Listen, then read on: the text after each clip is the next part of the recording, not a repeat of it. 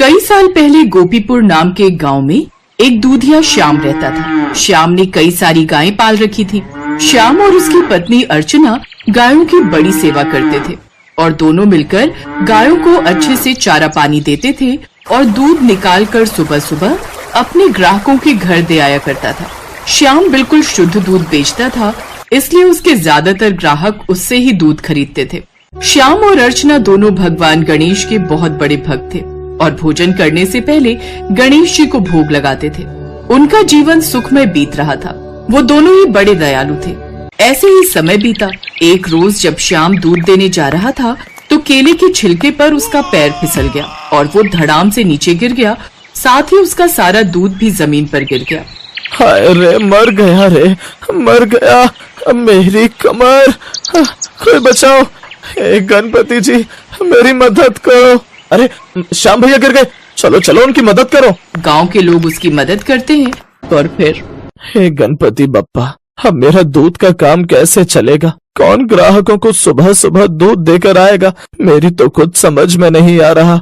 आप चिंता क्यों करते हैं जी? आपकी वो बुआ का लड़का राजू है ना, उसे बुला लीजिए, कुछ दिन वो काम संभाल लेगा। तुम ठीक कहती हो, मैं आज ही उसे बुला लेता हूँ। उसी दिन श्याम राजू को बुला लेता है। राजू बहुत ही लालची और बेईमान था। श्याम उसे सब बताता है, जिस पर राजू कहता है, तुम बिल्कुल चिंता मत करो श्याम भैया, मैं तुम्हारी गाय का दूध निकालकर तुम्हारे सभी ग्राहकों को पहुंचा दिया करूंगा, लेकिन हाँ, इसके बदले में दिहाड़ी के 100 रुपए रोज के लूंगा। अगर मंजूर हो तो बोलो, नहीं तो मैं चला। हाँ, मुझे मंजूर है। अगले दिन से राजू सुबह उठकर सभी गायों से दूध निकालता और फिर सभी ग्राहकों को दे आता। लेकिन कुछ दिन बाद ही उसके मन में लालच आ जाता है।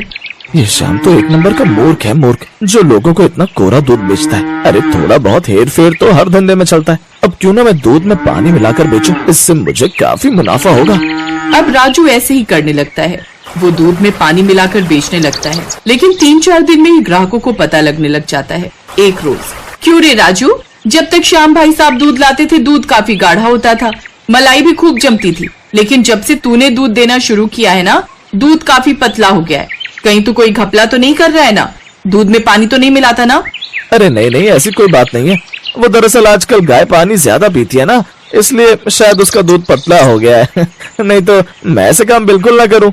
ऐसे ही समय बीतता जाता है। उसके द्वारा चढ़ाए गए दूध से ही खीर का प्रसाद बनता था और गणेश जी को भोग लगाने के बाद सभी श्रद्धालुओं में वो प्रसाद बांटा जाता था। इस बार भी श्याम का बड़ा मन था, इसलिए उसने अपनी पत्नी से कहा, अर्चना, मैं तो अभी चल फिर नहीं सकता, लेकिन मैं चाहता हूँ कि इस बार भी हम दूध गणेश जी के मंदिर पहुँचाएं। क्या इस बार तुम दूध मंदिर तक पहुँचा दोगी? अकेले तो मेरे लिए मुश्किल होगा जी, लेकिन मैं राजू भैया से कह देती हूँ, वो ये काम कर देंगे। अगले दिन अर्चना राजू से मंदिर में दूध पहुँचाने की बात कहती है। हाँ भाभी, ये भी कोई कहने वाली बात है? अरे नेकी के इस काम के लिए मैं कैसे मना कर सकता हूँ। राजू 20 किलो के उस दूध में काफी पानी मिलाकर मंदिर ले जाता है और पंडित जी से कहता है, पंडित जी, वो श्याम भाई साहब ने कहा है कि इस बार मुफ्त में कोई दूध नहीं मिलेगा, आपको इस बार दूध के पैसे देने होंगे। ये तुम क्या कह रहे हो? श्याम तो हर बार मुफ्त में दूध देता था, फिर वो इस बार पैसे कैसे मांग सकता है? वो क्या है पंडित जी, श्याम का आजकल कमर का इलाज चल रहा है तो उस पर काफी पैसे खर्च हो जाते, तो इस बार तो वो मुफ्त में नहीं दे पाएगा। अब पंडित राजू को पैसे दे देता है। राजू खुशी खुशी वो पैसे लेकर लौट जाता है। फिर गणेश उत्सव का त्योहार बड़े ही श्रद्धा पूर्वक मनाया जाता है, जिसके बाद सबको खीर का भोग लगाया जाता है। फिर सभी गांव वालों को वो प्रसाद के रूप में दिया जाता है, लेकिन इस बार उन्हें खीर में पहले वाला स्वाद नहीं आता। पंडित भी इस बात से नाराज होकर गांव वालों और मुखिया के साथ उनके घर जाते हैं। उधर राजू उससे पहले ही वहाँ से चला जाता है। इस बार तुमने मंदिर के साथ बिल्कुल भी अच्छा नहीं किया श्याम। पैसे देकर मंदिर को दूध दिया, ऊपर से वो भी पानी मिलाया हुआ। अब तू इस गांव में रहने के लायक नहीं है, तुझे 3 दिन में गांव छोड़कर जाना होगा। अब यही हम सबका फैसला है। ये आप क्या कह रहे हैं मुखिया जी? मेरी तो कुछ समझ में नहीं आ रहा। सब समझ आ जाएगा जब तुझे जगह जगह ठोकरें खानी पड़ेंगी ना, तब। सभी गांव वाले वहाँ से चले जाते हैं। श्याम और अर्चना की समझ में कुछ नहीं आता। वो दोनों रोते हुए गणेश जी की मूर्ति के सामने हाथ जोड़कर बैठ जाते हैं और रोने लगते हैं। मुझ गरीब को इस मुसीबत से बचा लो बप्पा। आपको तो सच्चाई का पता है, मुझ पर जो आरोप लगाया गया है वो निराधार है। मैंने तो पूरी श्रद्धा से मंदिर के प्रसाद के लिए दूध पहुंचाया था और उसके बदले कोई पैसे नहीं मांगे थे, लेकिन फिर हमारे साथ ये सब क्या हो रहा है? हमारी मदद करो प्रभु। श्याम और अर्चना लगातार रोए जा रहे थे।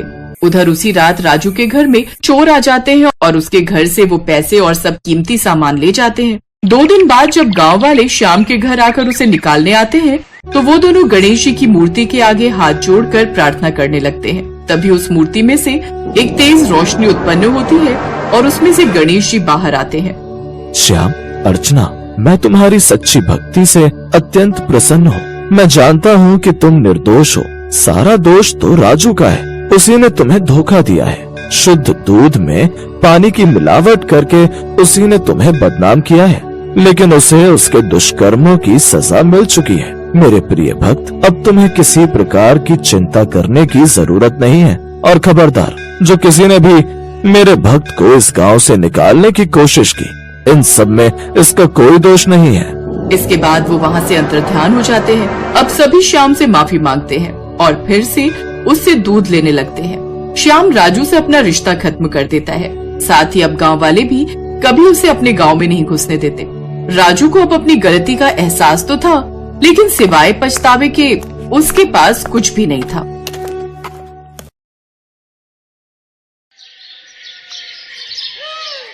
जय गणेश जय गणेश जय गणेश देवा, माता जाकी पार्वती पिता महादेवा। हे गणपति महाराज, आपकी सदा ही जय हो। जय श्री गणेश। प्रभु, आज मेरे काम का पहला दिन है। आप मेरे साथ ही रहना भगवान, ताकि मुझे किसी भी मुसीबत का सामना न करना पड़े। माँ जी, ये प्रसाद सुनो, तुम भी ले लो। सुमन, अपना ख्याल रखना। मैं किशोरी लाल को जानता हूँ, वो थोड़ा खड़ूस स्वभाव का है। अरे आप चिंता मत करो, मैं अपना ख्याल रखूंगी और फिर भगवान गणेश का आशीर्वाद हमेशा मेरे साथ है। वो मुझ पर कोई विपदा नहीं आने देंगे। आप आराम करो, मैं शाम को आते हुए 5 दिन की दवाई और लेती आऊंगी। बहू, रोटी सब्जी की चिंता मत करना, मैं बनाकर रख लूंगी। तू बस अपने काम पर ध्यान दे। बच्चे स्कूल से आएंगे तो मैं उन्हें खिला पिला दूंगी। सुमन का पति मनोज रिक्शा चलाता था, पर कुछ टाइम पहले ही उसके दोनों घुटनों में दर्द रहने लगा और दर्द इतना भयानक कि वो रिक्शा चला ही नहीं पाता। डॉक्टर ने मनोज को कुछ महीने घर पर आराम करने की सलाह दी। इसी बीच घर में पैसों की तंगी शुरू हो गई, इसलिए सुमन ने घर से बाहर निकलकर काम करने का विचार किया। सुमन को किशोरीलाल किराना स्टोर पर नौकरी मिल गई। देखो सुमन, मुझे मेहनती लोग बहुत पसंद हैं, इसीलिए तुम पूरी मेहनत के साथ यहाँ काम करोगी। ग्राहक को देरी नहीं होनी चाहिए। समय पर सामान पैक कर देना, ये तुम्हारे साथ साथ सभी का काम है। ठीक है सेठ जी, मैं पूरी मेहनत से काम करूंगी। सुमन अपने काम पर लग जाती है। सुमन, 1 किलो चीनी, 1 किलो राजमा, 1 किलो चावल, 1 नमक की थैली, 1 पैकेट बेसन, 1 तेल की शीशी, 1 सर्फ का पैकेट और बाकी देख लो और क्या क्या है। जल्दी से इन मैडम का सामान पैक करके दो। जी, मैं अभी कर देती हूँ। सुमन इसी तरह से दुकान पर आए सभी ग्राहकों के सामान को जल्दी जल्दी पैक कर देती थी। साथ ही साथ सूरज और रमेश भी काम करते थे, पर सुमन नई थी, इसीलिए किशोरीलाल उसको ज्यादा काम दे रहा था ताकि वो काम को सीख जाए। सूरज, तुझे ऐसा नहीं लगता किशोरीलाल कुछ ज्यादा ही फिदा हो रहे हैं सुमन पर? अरे नहीं यार, ऐसी कोई बात नहीं है। सुमन दीदी नहीं है ना, तो सेठ जी चाहते हैं कि वो काम को सीख जाए, और तू तो जानता ही है सेठ जी का स्वभाव कैसा है। इसी तरह से दिन बीतने लगे। सुमन अब किशोरीलाल के किराना स्टोर पर बहुत अच्छे से काम करना सीख गई थी। एक दिन सुमन को दुकान पर देर हो जाती है, क्योंकि अगले दिन रक्षाबंधन का त्योहार था। सुमन, आज थोड़ा दुकान से देर से जाना, कल रक्षाबंधन का त्योहार है। ग्राहक रात में भी आएंगे। मैं 1 घंटे में घर से होकर आ रहा हूँ। दुकान का ख्याल रखना। रमेश और सूरज गोदाम पर हैं। कुछ देर बाद सूरज दुकान पर वापस आ जाता है। सूरज और सुमन दोनों काम करने लगते हैं। सूरज ग्राहकों को सामान तोलकर दे रहा था। इसी बीच दुकान पर बादाम और किशमिश खत्म हो जाते हैं। सुमन दीदी, एक काम करो, रमेश अभी गोदाम पर ही है। यहाँ बादाम और किशमिश के पैकेट खत्म हो गए हैं, आप ले आओगे? मैं तब तक ये सामान पैक कर रहा हूँ। ठीक है सूरज भैया, मैं लेकर आती हूँ। गोदाम पिछली गली में ही था। सुमन गोदाम में पहुँचती है तो वो देखती है कि रमेश एक रिक्शा पर सूखे गोले की कुछ बोरियां रखवा रहा है। रमेश भैया, ये गोले कहाँ ले जा रहे हो? दुकान पर तो अभी काफी गोले रखे हैं। अब ये बोरियां किसी ग्राहक ने मंगवाई हैं, वही भिजवा रहा हूँ।